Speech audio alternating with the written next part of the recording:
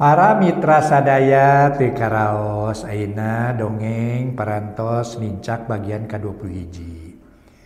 Sabada Mang Jaya namatkeun bagian ka-20 tangtos ayeuna ngahanca bagian ka-21. Mang Jaya ngaturkeun nuhun mugi-mugi dongeng-dongeng ieu tiasa katampi kalayan kabingahan. Ka mitra sadaya di mana welinggihna Mang Jaya ngaturkeun nuhun oge ka mitra nu sering ngabagikeun acara ieu. Oge hatur nuhun sering komentar hatur nuhun oge noel laikna hatur nuhun pangpangna para mitra nu noel subscribe sareng locengna hatur nuhun subscribe ka Mang Jaya nambihan jumlah para mitra loceng kanggo mitra ngawartosan upami Mang Jaya official parantos aya nu enggal. Sami-sami hatur nuhun para mitra, insyaallah samampuhna Mang Jaya tiasa neraskeun hanca dongeng etang-etang hiburan pangbebrahmana.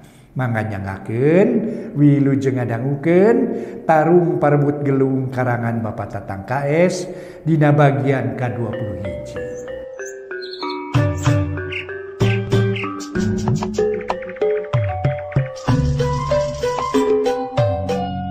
Para mitra anu mulia, wilujeng tepang dangu sareng acara matuh dongeng enteng pangbebrahmana.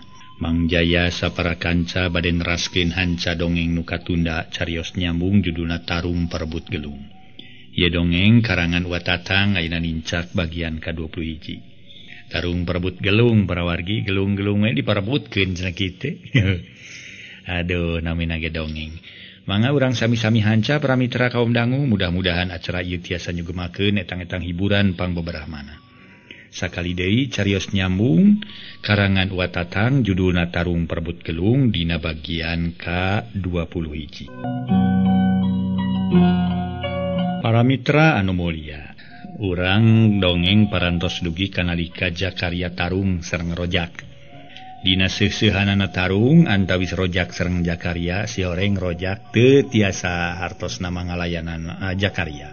Rojak teu mangapulia harita teh akibat katubles atanapi ka tojos kusiku-siku. Upami kasebat katiruk mah kedah kapanggang, nu disebat ditiruk mah para mitra mangang kitu. Dada katiruk siku-siku, siku-siku. Ieu mah beuteungna katojos siku-siku. Dugi ka keluar baloboran getih harita teh. Dugi kadinya nya dongengnya mangga urang teraskeun. Atuh mugi-mugi ieu dongeng tiasa nyugemakeun etang-etang hiburan pangbebrahmana. Sakali deui dongeng mung saukur karangan Watatang, etang-etang kanggo hiburan cenah kitu. Dongeng carios roman silat ieu judulna nyaeta Tarung Parebut Gelung. Gelung-gelung wae diparebutkeun atuh mangga urang teraskeun. Geus kitu mah regenjeng Rojak digarotong ku opatan, tapi harita teu dibawa ka imahna Salim.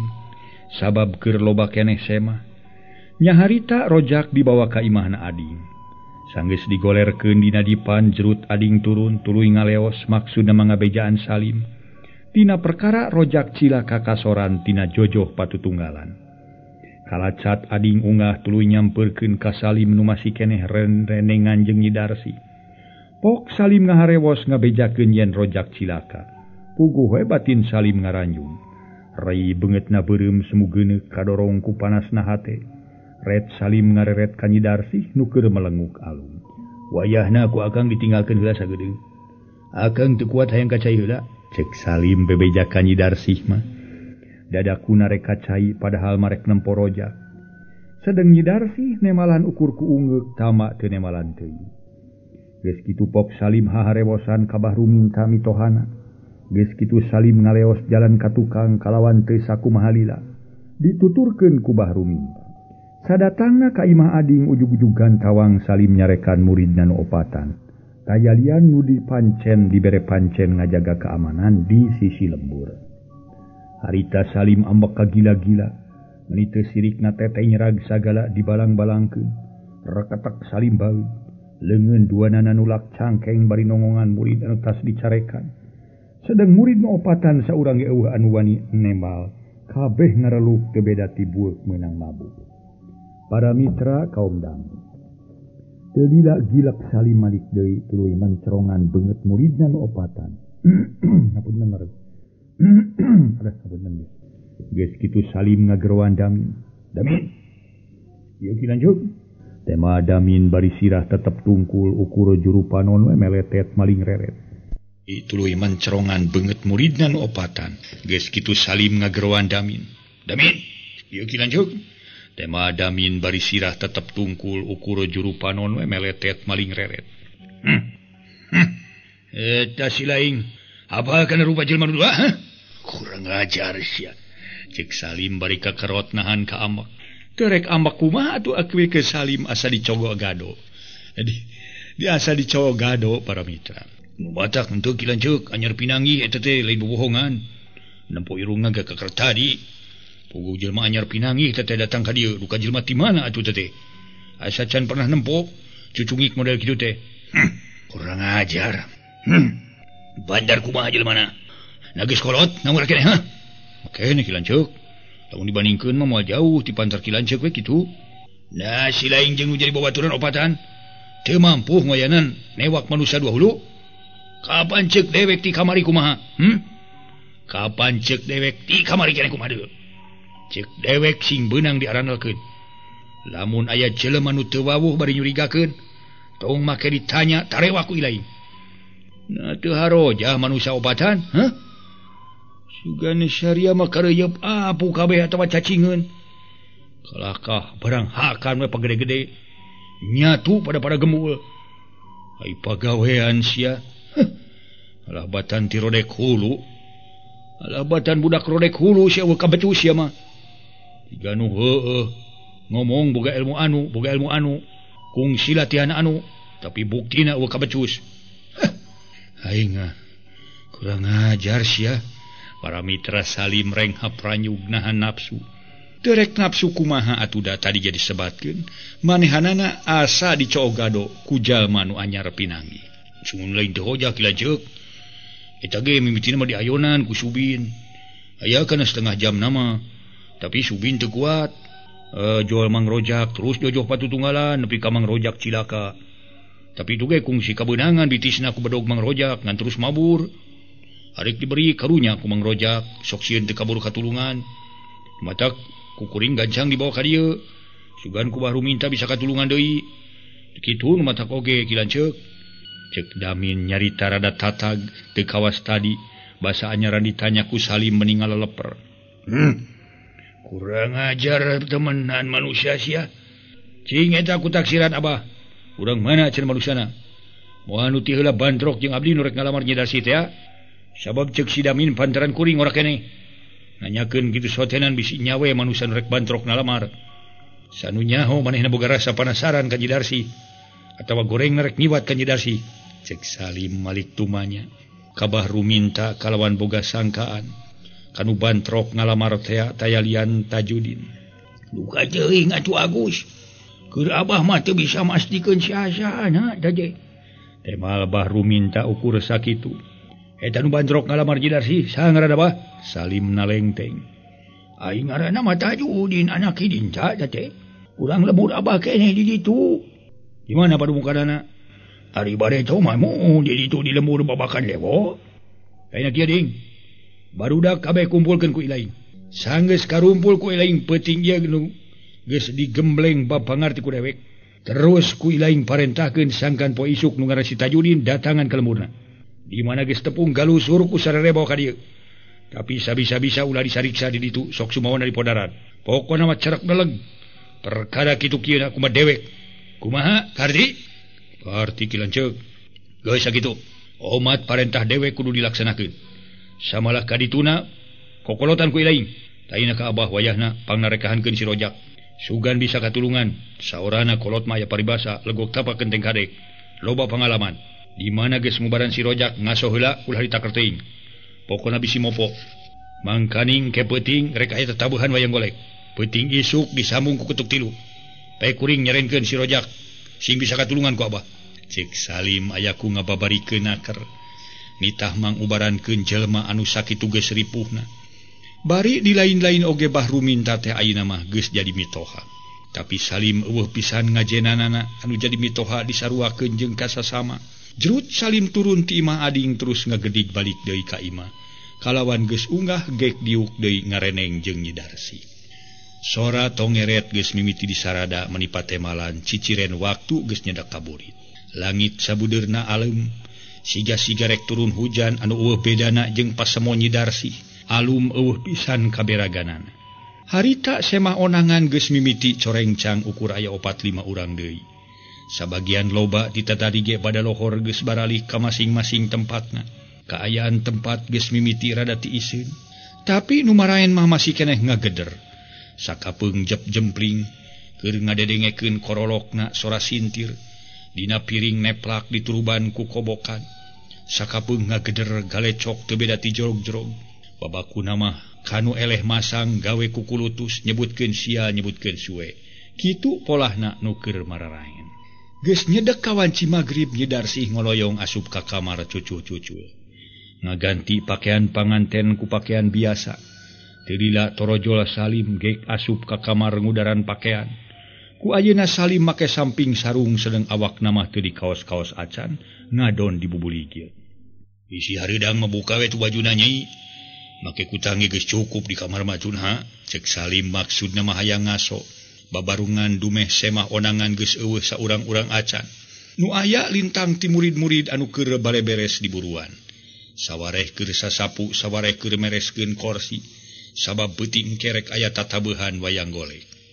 Ku ayana panitah kitu ti Salim keur Nyi Darsih batan ngagugu anggur kaluar ti kamar. Terus nyampeurkeun ka ninina nu keur ngobrol jeung tukang marasak di dapur. Atuh hate Salim ngarasa heueuh.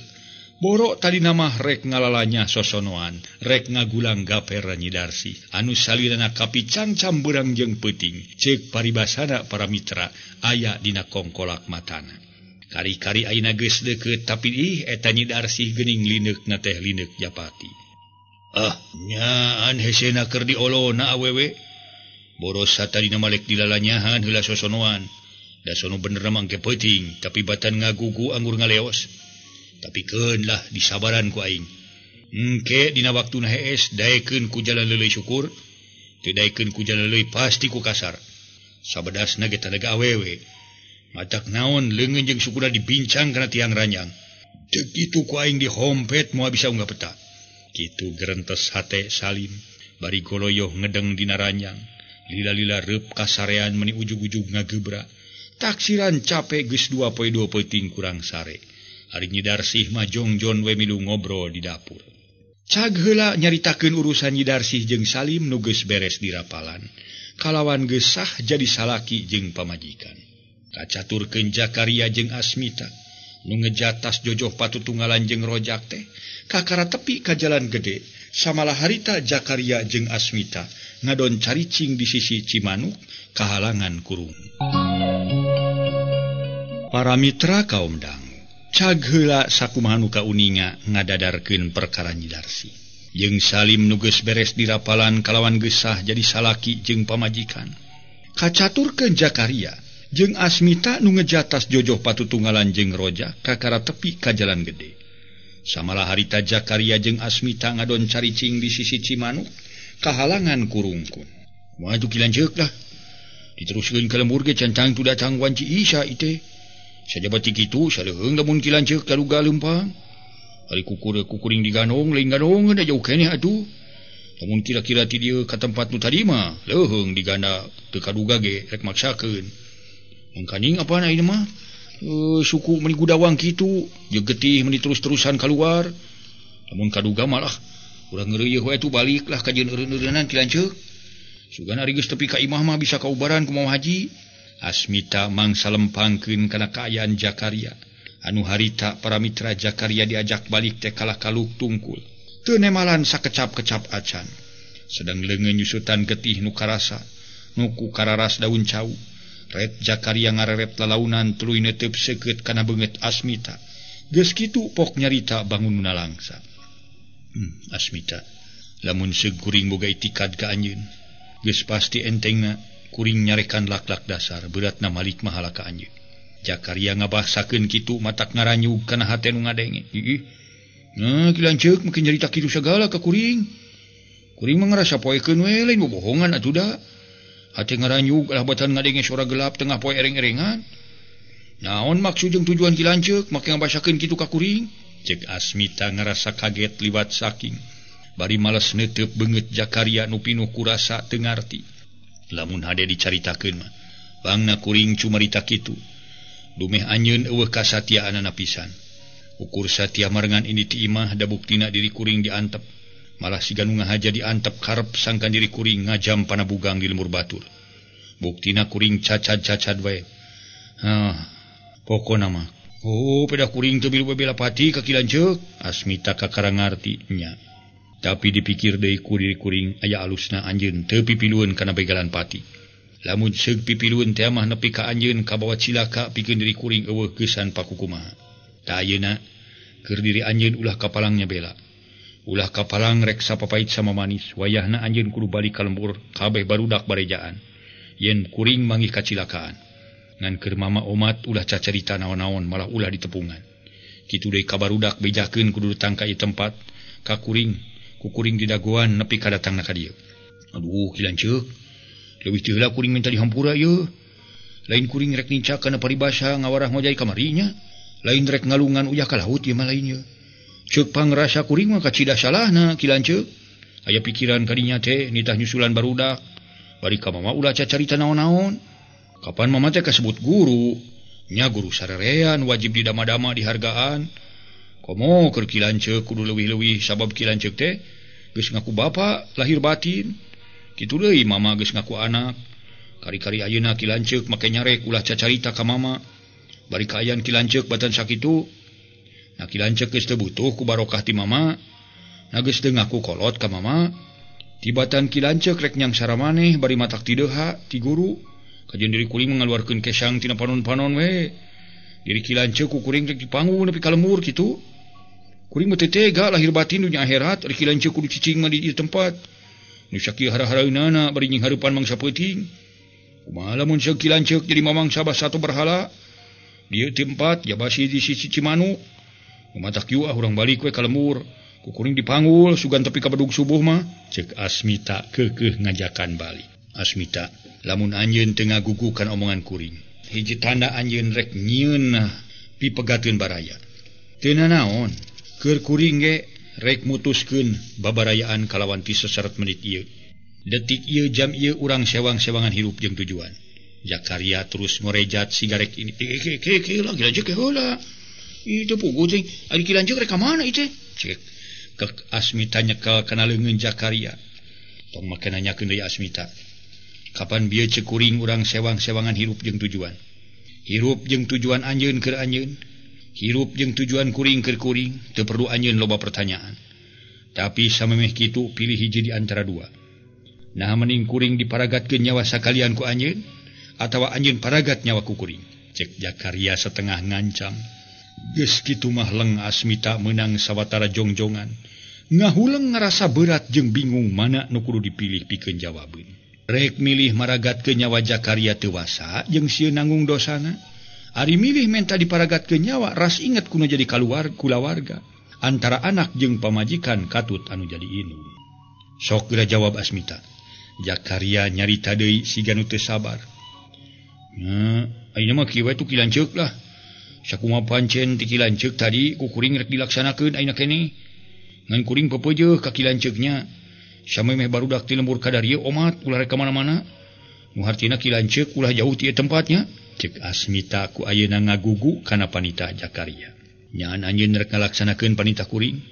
Nya atuh nya. Pokona mah nu diomongkeun tadi ku Kilanceuk ku kuring baris dilaksanakeun. Tah kitu ari nya teuing mah kuring kudu ini kudu ngeprak balad kitu maksud jeung tujuan teh. Cek Asmita para mitra sadaya. Teu boga rasa kapaksa. Teu. Ridho asa Kilanceuk ulah ingkat ieu tempat we. Syukur. Lamun anjeun ridho, beral geura init ngan omat ulah nepungan mama. Samalah barudak ge, omongan ulah sina cacarita kanu sejen. Kuring kieu kitu. Jung geura init ku kuring didoakeun sing salamat tepi ka imah. Cek Jakaria geus kitu mah Asmita teu loba nu dipikir deui. Terus ngaleos ningalkeun Jakaria. Nu maksud jeung tujuan rek nyusulan batur-baturna nu kasebut muridna keneh Mama Haji Daroji. Para mitra kaum dangu, Barang jeung eueuhna Asmita ti eta tempat, Batara Surya harita geus ngiles ngajadikeun sabeudeur madhab ngabelegbeg. Kateureuy ku mangsana peuting, sora sasatoa nu biasa liar ti peuting geus mimiti di sarada, kayaning cari cangkas, jangkrik, gaang, kitu di bangkong jeung bancet meuni rame. Dibubuh ku sora bangkong belentuk kang kingkung, nyisieup geueumanana eta tempat. Sora cai walungan Cimanuk kadenge ting saleor ting belekbek.